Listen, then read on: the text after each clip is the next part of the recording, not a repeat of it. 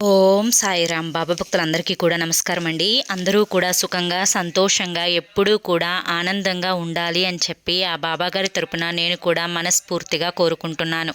ఈరోజు బాబాగారు అందించే సందేశం ఏంటి అంటే కనుక, తల్లి, ఈ అమావాస్యలోపు ఇది నువ్వు అర్జెంటుగా విని తీరాలి, లేకుంటే నష్టపోతావమ్మా అని చెప్పి ఏదో తెలియని సందేశాన్ని ఈరోజు బాబాగారు మనకు అందించాలి అని చెప్పి అనుకుంటున్నారండి.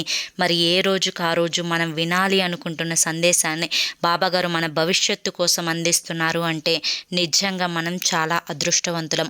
ఎవరికైతే బాబాగారి యొక్క సందేశాలు మాకు ఉపయోగపడతాయి అని చెప్పి అనుకుంటున్నారో, బాబాగారి మీద నమ్మకం ఉంటుందో, వారందరూ కూడా ఈ వీడియోకి ఒక చిన్న లైక్ ఇచ్చి వీడియోని వినడం స్టార్ట్ చేయండి. కింద కామెంట్ సెక్షన్లో ఓం సాయిరామ్ అని చెప్పి టైప్ చేయండి. దానికంటే ముందు చాలామంది కూడా గురువుగారి గురించి అడుగుతున్నారండి.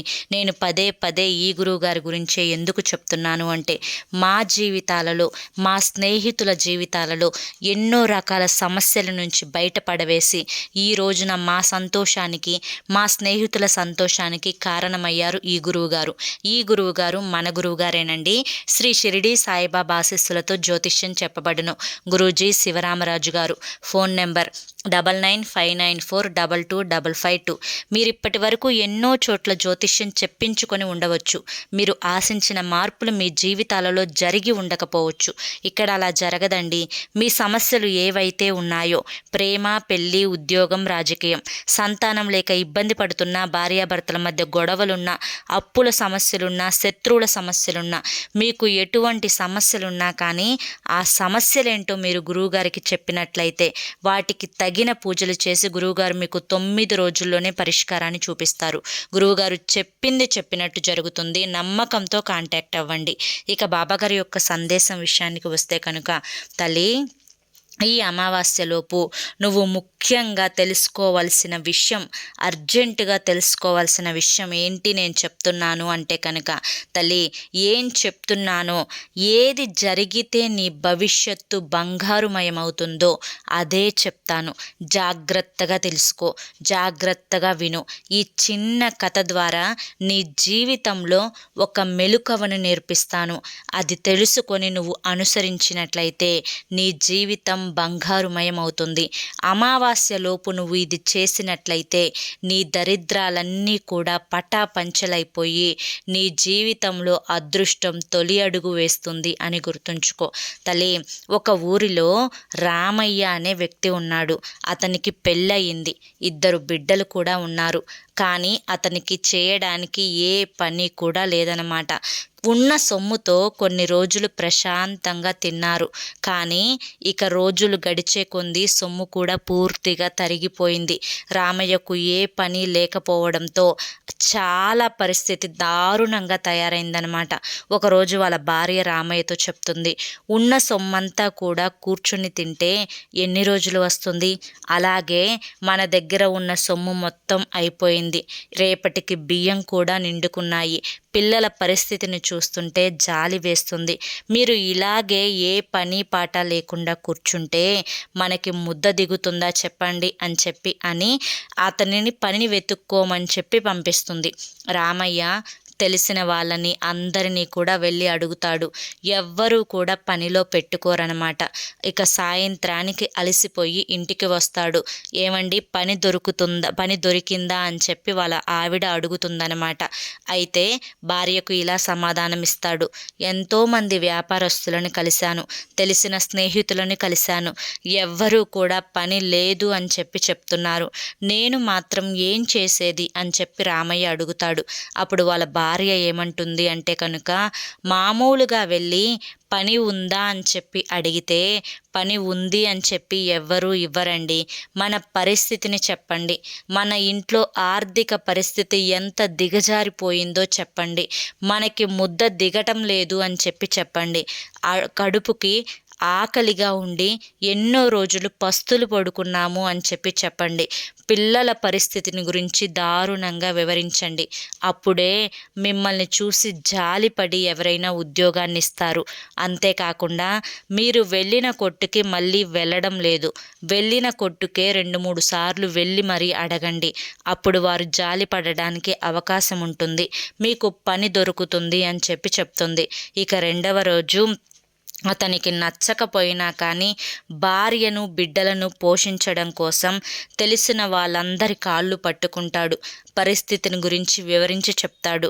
ఇక ఒక వ్యాపారస్తుడు అతని పరిస్థితి విని అతనికి అవసరం లేకపోయినా చేదోడుగా ఉంటాడు అని చెప్పి అతనికి పనినైతే ఇస్తాడనమాట. ఇక పని కుదరడంతో కొంచెం జీతం డబ్బులు కూడా ముందుగానే ఇవ్వడంతో ఇంట్లోకి కావలసినవన్నీ కూడా తెచ్చిపెట్టి కొంచెం ఆర్థిక స్థితి అనేది మెరుగుపడుతుంది రామయ్యకు. ఇలా ఒక 2-3 నెలలు గడుస్తుందన్నమాట. ఇక అతని ఆర్థిక పరిస్థితి కూడా పూర్తిగా సర్దుమణుగుతుంది. 3 పూట్ల కాస్తంత ఒక ముద్ద అన్నాన్ని తిని ప్రశాంతంగా ఉంటున్నారు. అయితే రామయ్య ఒకరోజు తనతో పాటు పనిచేసే మరొక మనిషిని నీకు జీతం ఎంత అని చెప్పి అడుగుతాడు. అతనికి 500 ఇస్తున్నారు అని చెప్తారనమాట.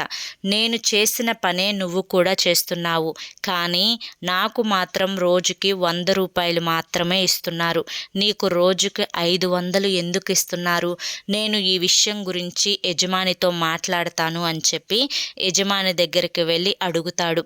దానికి యజమాని, నాకు అసలు నిజానికి పని వాళ్ళెవరూ అవసరం లేదు, నీ యొక్క పరిస్థితిని నువ్వు చెప్తూ ఉంటే ఆ రోజు నాకు జాలి కలిగింది కనుక అవసరం లేకపోయినా కానీ నేను నిన్ను పనిలో పెట్టుకున్నాను అని చెప్తాడనమాట. నిజమే కదా అని చెప్పి రామయ్య కూడా సరేనని చెప్పి తల ఉంచుకొని పని చేస్తాడనమాట. కానీ ఇక రామయ్యకే చిన్న పని పెద్ద పని చెప్పేసరికే చీటికి మాటికి ఎక్కువగా రామయ్యనే యజమాని వాడుకునేసరికి రామయ్యకు చాలా కోపం వస్తుంది. ఇచ్చే జీతం తక్కువ, చేయించుకునే పని ఎక్కువ అని చెప్పి అతని దగ్గర పని మానేస్తాడనమాట. కాస్తంత దాచుకున్న సొమ్ముతో ఇల్లు అట్లట్లా గడుస్తూ ఉంటుందన్నమాట.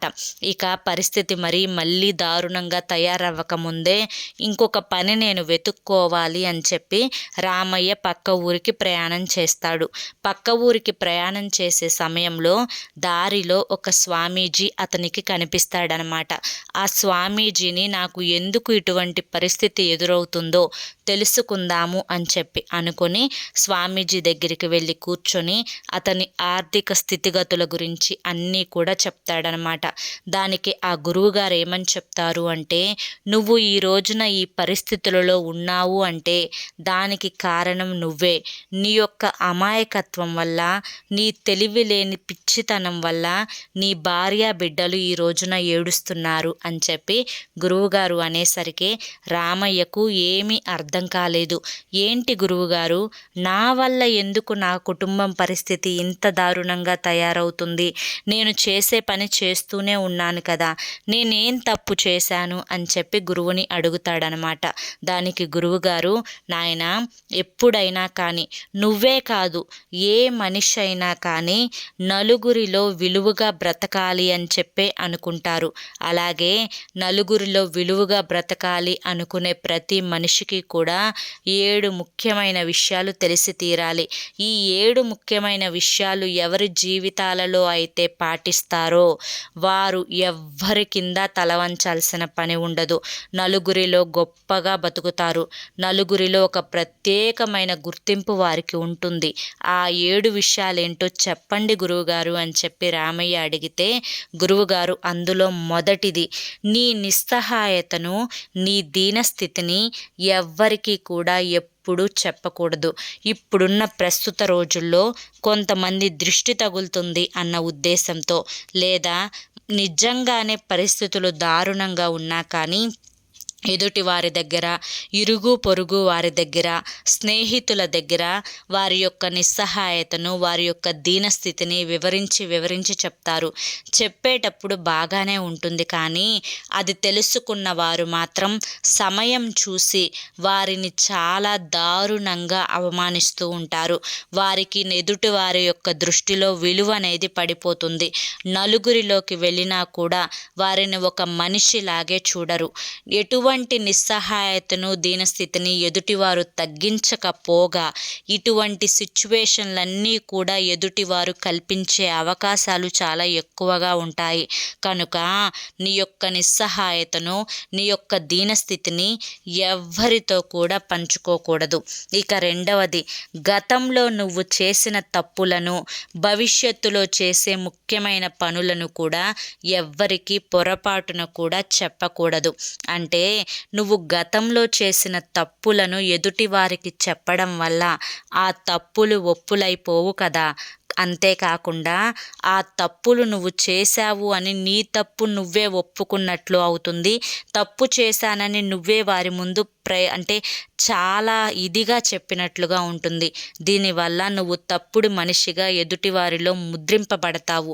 నువ్వు చేసిన తప్పులని వారు ఆసరాగా తీసుకొని వారికి ఏదన్నా నీ మీద కోపం, శత్రుత్వం వచ్చినప్పుడు వారు నిన్ను అనేక రకాలుగా హింసించే అవకాశం ఉంటుంది. అంతేకాకుండా నువ్వు చేసే ముఖ్యమైన పనులను ఎదుటివారికి చెప్పకపోగా చెబితే ఎదుటివారు నువ్వు చేయక ముందే వారు చేసే అవకాశాలు చాలా ఎక్కువగా ఉంటాయి.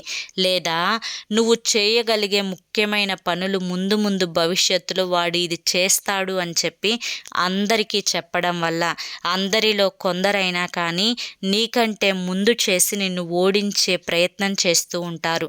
లేదా ఒకవేళ నువ్వు చెప్పిన పని చేయకపోతే భవిష్యత్తులో చేస్తాను అని బడాయి కొట్టాడు, ఇప్పుడు మాత్రం చేయలేకపోయాడు అని చెప్పి నిన్ను ఎగతాళిగా మాట్లాడుకునే అవకాశం ఉంటుంది. కనుక ఎదుటి వారికి ఎప్పుడూ కూడా నీ ముఖ్యమైన చేసే పనులు చెప్పకూడదు, గతంలో జరిగిన తప్పులు చెప్పకూడదు. ఇక మూడవది ఏంటి అంటే కనుక మన ఇంట్లో జరిగిన విషయాలు, ఒకటి మంచైనా కానీ, రెండు చెడైనా కానీ ఎవ్వరితో పంచుకోకూడదు. నీ బంధువుల మధ్య, లేదా నీ తల్లిదండ్రుల మధ్య, నీ భార్య మధ్య, నీ బిడ్డల మధ్య చిన్న గొడవలు అనేవి వస్తూ ఉంటాయి, పోతూ ఉంటాయి. ఇటువంటి గొడవలు ప్రతి కుటుంబంలో కూడా చాలా సర్వసాధారణమే. కానీ స్నేహితుల దగ్గర, బంధువుల దగ్గర నీ యొక్క కుటుంబం విషయాలు మంచి జరిగినప్పుడు లేదా చెడు జరిగినప్పుడు చెప్పడం వల్ల నలుగురిలో నువ్వు చులకన అయ్యే అవకాశం ఎక్కువగా ఉంటుంది. ఒకవేళ మంచి చెప్పితే ఎదుటివారు చూడలేని వారు, ఊర్వలేని వారు, స్వార్థపరులు అయినప్పుడు నీకు మంచి జరుగుతుందే అని చెప్పి నీ మీద పడి ఏడ్చేవారు కూడా ఉంటారు. కనుక నీ కుటుంబం విషయాలు అనేవి మీ ఇంటి 4 గోడల మధ్యనే ఉండాలి తప్ప మంచైనా చెడైనా గడప దాటి రాకూడదు అని గుర్తుంచుకోవాలి. ఇక 4వది ఏంటి అంటే కనుక నీ యొక్క సంపాదనను ఎప్పుడూ కూడా ఎవ్వరికీ చెప్పకూడదు. ఎందుకంటే ఒకవేళ నీ యొక్క సంపాదన ఎక్కువగా అయితే కనుక నీ యొక్క బంధువులో, నీ యొక్క స్నేహితులకు కష్టం వచ్చినప్పుడు వాడు నాకు సహాయం చేయగలడు అని చెప్పి నీ దగ్గరికి వచ్చి అడిగే అవకాశం ఉంది. అప్పుడు నువ్వు లేదు, కాదు, చెయ్యను అంటే మీ ఇద్దరి మధ్య శత్రుత్వం ఏర్పడే అవకాశం ఉంటుంది. కనుక ఇది మీ బంధాలకు అంత మంచిది కాకపోవచ్చు. ఒకవేళ నీ యొక్క సంపాదన చాలా తక్కువగా ఉంటే నిన్ను అలుసుగా, చులకనగా చూసే అవకాశాలు ఉంటాయి.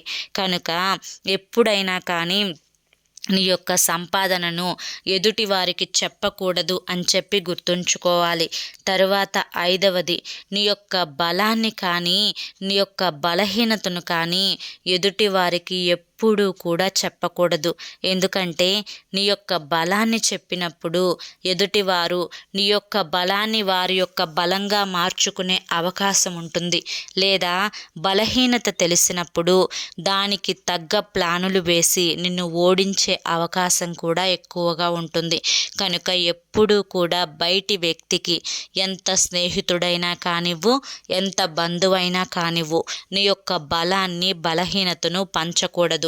తరువాత ఆరవది ఏంటి అంటే కనుక నీ యొక్క ప్రాణ మిత్రువు లేదా నీ యొక్క ప్రాణ శత్రువు ఫలానా వ్యక్తి అని చెప్పి ఎదుటి వారికి తెలియకూడదు. ఎందుకంటే నీ యొక్క ప్రాణ స్నేహితుడు ఫలానా అని చెప్పి తెలిసినప్పుడు ఆ స్నేహితుడి దగ్గరికి ఎదుటివారు వెళ్ళి నిన్ను ఆ యొక్క స్నేహం నుంచి విడదీసే అవకాశం అనేది చాలా ఎక్కువగా ఉంటుంది. అంతేకాకుండా జీవితంలో మీ మధ్య ఏర్పడిన బంధాన్ని పూర్తిగా తెంపేసే అవకాశం కూడా ఉంటుంది. ఇంకా నీ యొక్క శత్రువు ఎవరో చెప్పినప్పుడు నువ్వు చేసే పనులు ఆ యొక్క ఎదుటి వ్యక్తి ఆ శత్రువులతో చేతులు కలిపి నువ్వు చేయకుండా ఆపేయవచ్చు, లేదా నీ పనులకు అడ్డంకులు కలిగించవచ్చు. కనుక ఎదుటి వ్యక్తికి ఎప్పుడూ కూడా నీ యొక్క మిత్రువెవరో తెలియకూడదు, నీ యొక్క శత్రువెవరో తెలియకూడదు. ఇది గోప్యంగా ఉండడం చాలా ముఖ్యమమ్మ. తరువాత 7వది దానం. కుడి చేతితో చేసిన దానం అనేది ఎడమ చేతికి కూడా తెలియకూడదు అంటారు. ఇది చాలా వాస్తవం. నేను ఇంత దానం చేశాను, నేను అంత దానం చేశాను అని చెప్పి ఎప్పుడూ కూడా గొప్పలు చెప్పుకుంటూ ఉంటే నువ్వు చేసిన దానానికి తగిన ప్రతిఫలం అనేది నీ యొక్క జీవితానికి దక్కదు అని చెప్పి గుర్తుంచుకోవాలి. కనుకనే ఎప్పుడూ కూడా నువ్వు చేసే దానాల గురించి ఎవ్వరికి గొప్పలు చెప్పుకునే ప్రయత్నం చేయకూడదు.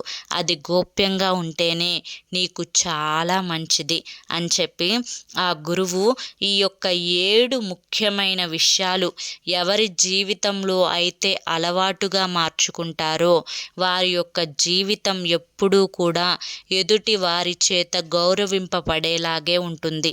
ఎదుటి వారి చేత తలదించుకునే మాటలు అనేవి ఎదుటి వారి చేత అనిపించుకోకుండానే వారి జీవితం చాలా హోదాగా గడిచిపోతుంది అని చెప్పి ఆ గురువు గారు రామయ్యకు చెప్తాడనమాట.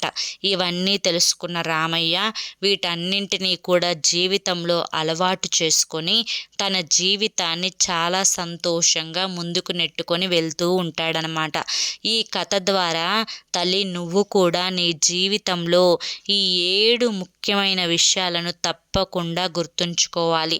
అప్పుడే నీ జీవితానికి ఒక అందం, ఒక గౌరవం, ఒక మర్యాద అనేవి ఏర్పడతాయి. ఇక తరువాత అమావాస్య లోపు లేదా అమావాస్య రోజైనా కానీ నీ యొక్క పెద్దలకి నువ్వు ఈ కార్తీక మాసంలో తప్పకుండా భోజనాన్ని సమర్పించాలి.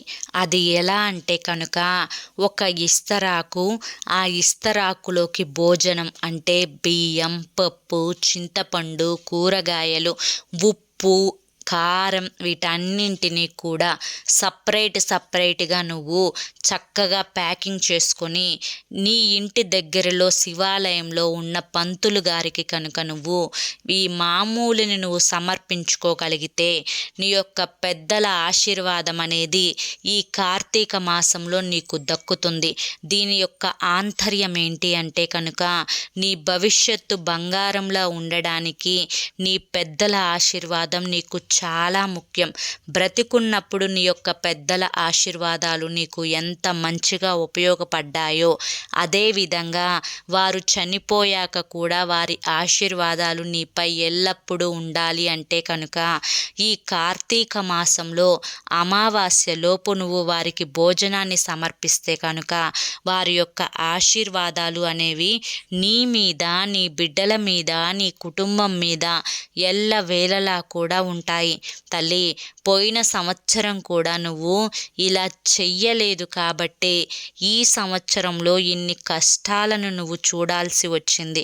కనుక నీ భవిష్యత్తు కోసం భగవంతుని ఆశీర్వాదం ఎంత ముఖ్యమో పెద్దల ఆశీర్వాదం కూడా అంతే ముఖ్యం. ఈ యొక్క అమావాస్యలోపు నువ్వు ఈ చిన్న పని కనుక చేసుకోగలిగితే నీ భవిష్యత్తు అనేది చాలా అందంగా తయారవుతుంది.